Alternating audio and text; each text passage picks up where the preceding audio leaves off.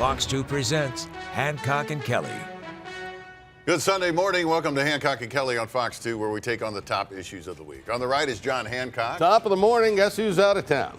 Michael Kelley out of town. In for Michael Kelley is Braxton Payne. Good morning, Andy. Good morning, John. Good to see you, Braxton. I'm Andy Banker. On the agenda, do the mayor's issues with the St. Louis Police Board come down to board members not liking her? She suggests as much, and yet another police board dust-up. This time it's over a new police drone force. A new Missouri abortion ban goes before voters in November, and we don't have enough screen space for all the dollars rolling in for the new opposition campaign. We'll show you a new ad to stop the ban. Also, saving college sports, Republican U.S. Senator Eric Schmidt of St. Louis County, one of President Trump's most loyal supporters, joins forces with Democrats on the issue. And our quote of the week is from former First Lady Jill Biden, then and now. Now she admits she feared her husband might be having a stroke during a disastrous 2024 debate performance, but back then she praised that performance. Also, the NFL settlement debate takes over St. Louis City Hall. The ICE detention center in St. Genevieve gets a congressional visit, and President Trump claims victory in the Texas Senate primary, but could it spell defeat to a Democrat in November? We begin with St. Louis Mayor Cara Spencer at wit's end over a hastily called meeting by the police board to create a new police drone force. Whether you like the mayor or not, we've got to have respect for the actual office of the mayor, who has a lot of duties here to represent the entirety of the city. And these 24-hour meeting notices are just not acceptable for having to juggle a schedule. We may disagree on some things. We're all still learning on how this relationship is going to work, but there is no one that dislikes you. Police want to use drones citywide to improve response times and track crimes as they actually happen. A police charity, the St. Louis Police Foundation, will provide funding for the $580,000 program in year one. Long-term funding, though, is undetermined. The mayor continues to clash with the state-appointed police board that now runs the department. She is the only non-appointed member of the board, and she and the city are suing to abolish that board and end state control. John, are the mayor's fellow police board members picking on her because they don't like her? Well, I don't understand the rationale for why the meeting had to take place within 24 hours. But, I mean, you know, she's the mayor. She's a member of the police board. They called the meeting. She needs to figure out a way to get there.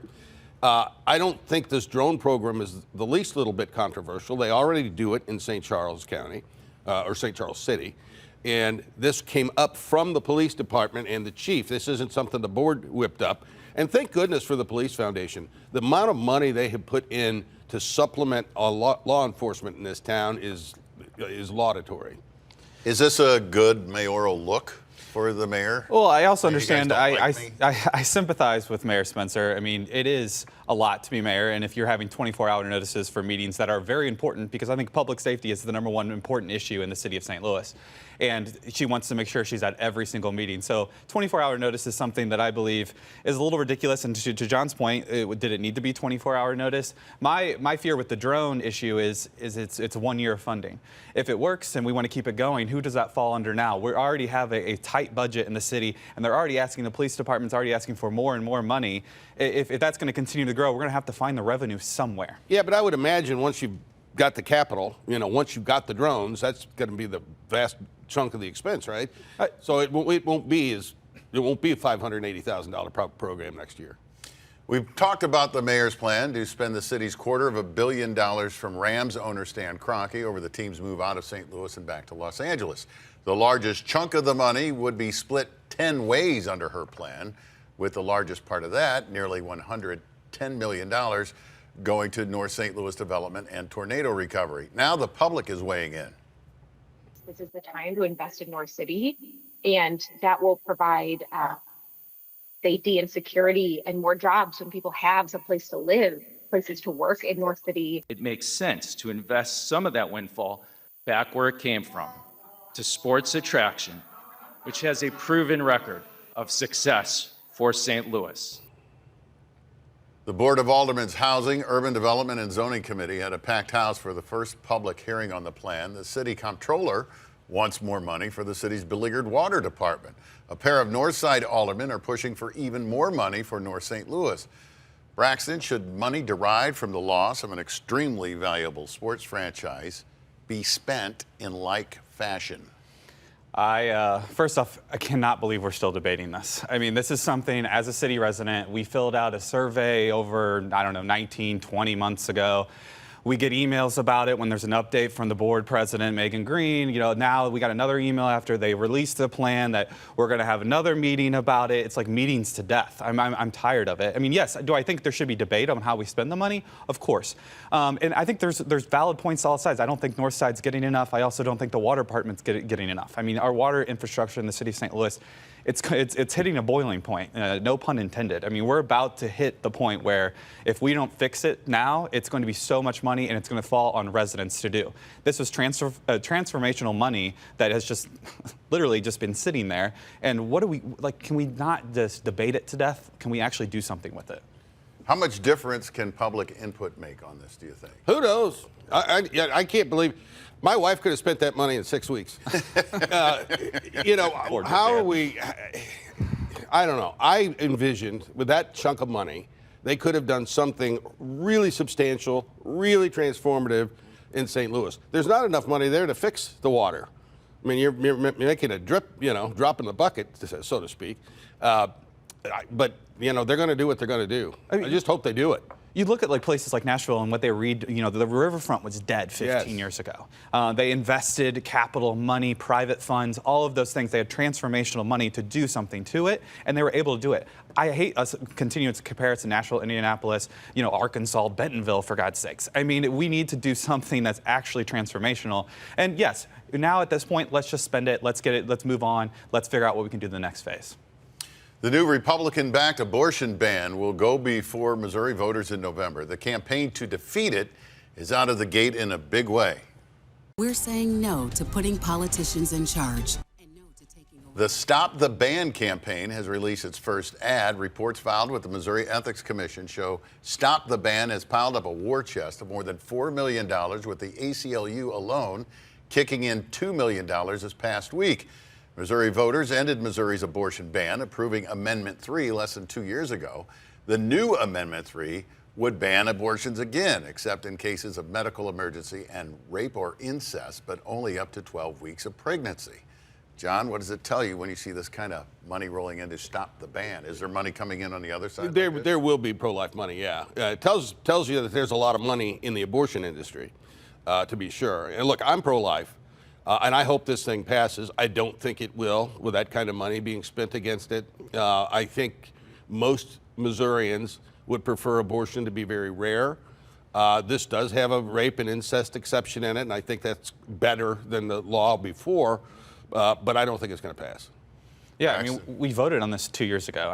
I talked to my friends that have seen this. All of a sudden, it's back up for debate. Well, and it's always the question that they don't follow politics like we follow politics. Like, we're voting on this again. Like, it's just it's constant confusion. I think that's why there needs to be so much money spent, is to also inform the people that, hey, we've already voted on this. Politicians want to overdo your vote that you just voted on 2 years ago, and we're going to have to vote on it again. And now, instead of a yes vote, it's going to be a no vote for my side as a pro-choice person. And I think that's one of the things that you look forward is abortion is legal in the state of Missouri, and it's fine. And I think we need to leave it the way it is right now. As protesters continue to clash with federal authorities at a New Jersey ICE detention center, hurling vulgar insults, St. Louis area members of Congress focus on the detention center in St. Genevieve. Democrats Wesley Bell of St. Louis and Nikki Budzinski of Illinois had a tour of the detention center where federal authorities are detaining those accused of being in the United States illegally. Bell says the immigration detainees are working people trying to provide a better life for themselves and their families, and they're being treated like dangerous criminals. Budzinski says detainees complain of a lack of water access in St. Genevieve, plus a lack of recreational time, along with overcrowding. So they're using what really amounts to, I think, a very thin gray kind of tray that has an inflatable that brings you a few inches above the ground as a place to sleep. So to me, that says that if you don't have enough beds, you're reaching an overcrowding situation. Mayor Jason Schott with the St. Genevieve County Sheriff's Office has issued a statement saying in part, quote, We believe we operate an excellent detention center and provide excellent care and service not only to ICE detainees, but to every individual housed in our facility. Braxton, are these Democrats embellishing here? It is a jail. I mean, they toured it, so I believe what they say when they say it with their own two eyes. I mean, it's also, we were told at the beginning of the administration it was just going to be dangerous criminals. We know it's not. We know that these are families that have been in the United States, some legally, seeking asylum status, and he continues to rip families apart and put them in these jails. I mean, they're not just, I mean, they're essentially jails while they wait either deportation or a trial hearing. It's deplorable in general as a human rights crisis. I mean, we are the United States of America, and to see that this is what we've stooped to, it's kind of not only saddening, but I'm very angry about the whole situation. There is truth to what Bell says, because we've covered on this program. A father from Baldwin who was locked up in St. Genevieve, he's since been deported. He has. Entering illegally. Yeah. And more recently, a high school student from U City was detained there. But so Alejandro, our family's friend, Alejandro was at that facility. Right. They shipped him to four or five different places. That was not the worst of them. But I'm talking about, is the real issue here treatment in the jail? It is a jail, or is it more along the lines of what Bell says, where these aren't the worst of the worst that are ending up? Well, they're clearly not. It cannot be cruel and unusual punishment. We know that from our Constitution. Up next, saving college sports. One of President Trump's strongest supporters in the U.S. Senate teams up with Democrats on a new proposal to clean up the mess surrounding highly paid athletes who bounce from one university to another to bring in that top dollar.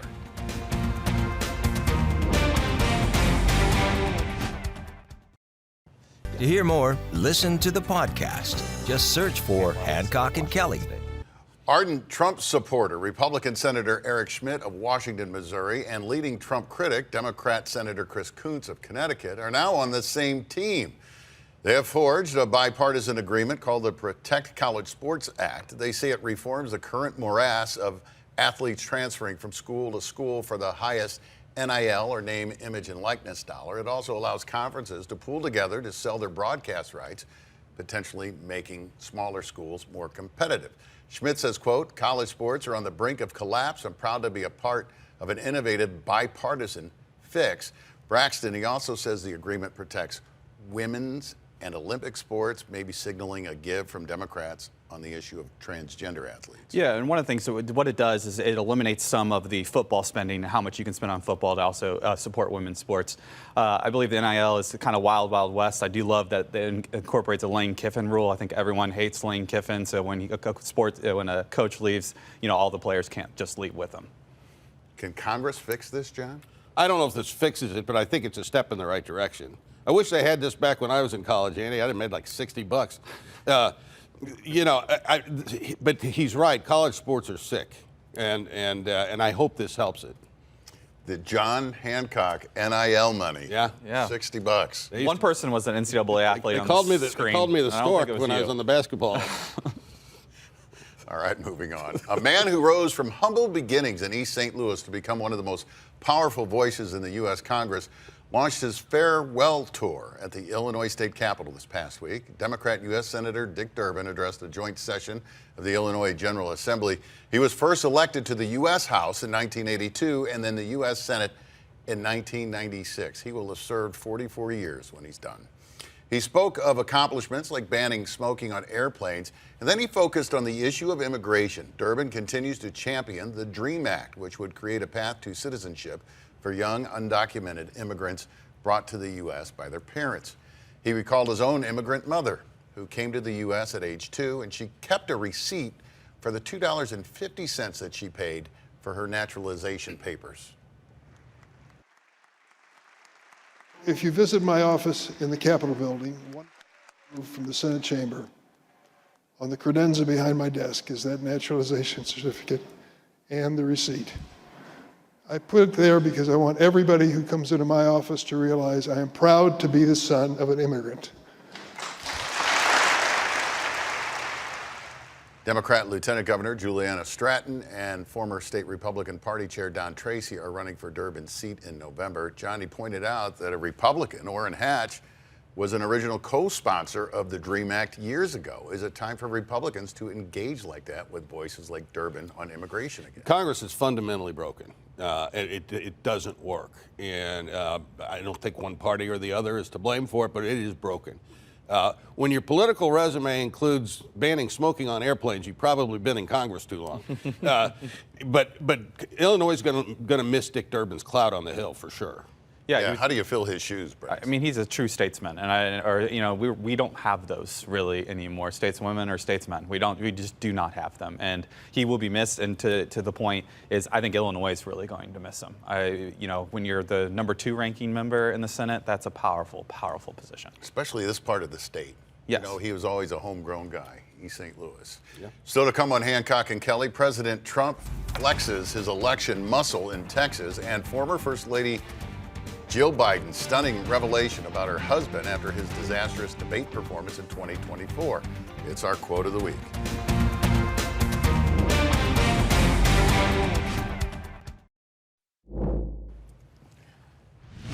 President Trump's candidate in Texas rolled to a landslide victory over the incumbent in the Republican Senate primary Tuesday. The Texas State Attorney General Ken Paxton rode his Trump endorsement to a landslide victory over incumbent John Cornyn, 64% to 36%. Cornyn was first elected to the Senate 24 years ago. Paxton now faces Democrat James Tallarico. Paxton calls Trump's endorsement the most powerful force in U.S. politics. Is he wrong? Braxton, can Tallarico win this thing? Yeah, I mean, Democrats are salivating over this. First off, even if we don't win, I think Republicans are going to have to spend anywhere between $20 to $100 million in the state of Texas than if Cornyn would have won. So even there, that opened places like Alaska, Maine for us. And Tallarico is a great candidate. And Paxton, I mean, I think 60 Republicans voted to indict him on his own party. So, I mean, impeach him, excuse me. So, I mean, we're salivating at this chance. John? So I'll grant you that Trump's endorsement is impactful. I don't think it made a difference here. When you've got that kind of a margin, Paxton was going to win that primary. Braxton is correct. It is going to cost the Republicans a lot more money to retain the seat. We could lose it. I don't think we will lose Texas. Now to our quote of the week. It's from former First Lady Jill Biden, who, while promoting her new memoir, dropped a stunning revelation about her husband's disastrous debate performance against now President Trump during the 2024 presidential campaign. First, let's look back to what she said at her husband's side just after that debate. Joe, you did such a great job. You answered every question. You knew all the facts. Now, nearly 2 years later, she tells CBS News, quote, "I was frightened by his performance. As I watched it, I thought, oh my God, he's having a stroke. It scared me to death. I had never, ever seen Joe like that before or since." However, back then, she went on to fight to keep her husband in the race. There's no word that she ever sought medical care for him. He ultimately dropped out a little more than 3 weeks later. John and Braxton, this has people thinking that she was lying back then. What's the fallout here, potentially? I mean, I don't think there's going to be much fallout. She wants to sell books, and it is politics. You still have a candidate running. You have to put the best foot forward, and also, after the debates, they called a spend room for a reason. John? I don't know. She's not telling the truth here. I mean, it's clear. And I don't think that was the first time she'd ever seen that kind of behavior either. Couldn't have been. And that debate performance was awful. Final thoughts are next. First, drone fox over Main Street, St. Peter's. U.S. News and World Report ranks it 29th on the top places for families out of more than 850 American cities. It's number 1 in Missouri. O'Fallon, Missouri is right behind it at number 30 in the USA.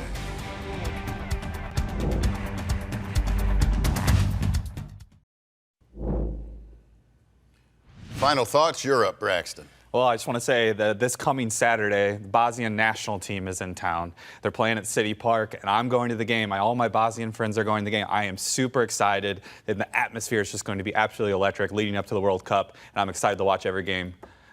I remember a Bosnia-Herzegovina game at Busch Stadium years ago, and it was absolutely bonkers. This one's going to be even better. We're even going to be close. Yeah, it's going to be so fun. John. Soccer, you got to love it.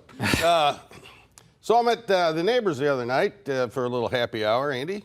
Yeah. Jim and Kathy, kind enough to open things up and played a game of trivia. And my wife and I lost, which was a shame. But the winning couple got 10 scratch-off tickets, and all of the losing couples got 1. And Andy, I began scratching. 1 cent. 1 cent. You got to get $1. 5 cents. 10 cents. 25 cents. 60 cents, Andy. I won $2,500. How about that? How about that? He's buying breakfast and lunch from now on. Yeah, got it. and dinner. Remember, if it's Sunday in St. Louis, it's Hancock and Kelley on Fox 2 at 8:30, 7:30 Sunday night on Channel 11, St. Louis 11, and also it airs on KMOX Radio now at 9 a.m. right after our program. You can hear us. We'll see you next week.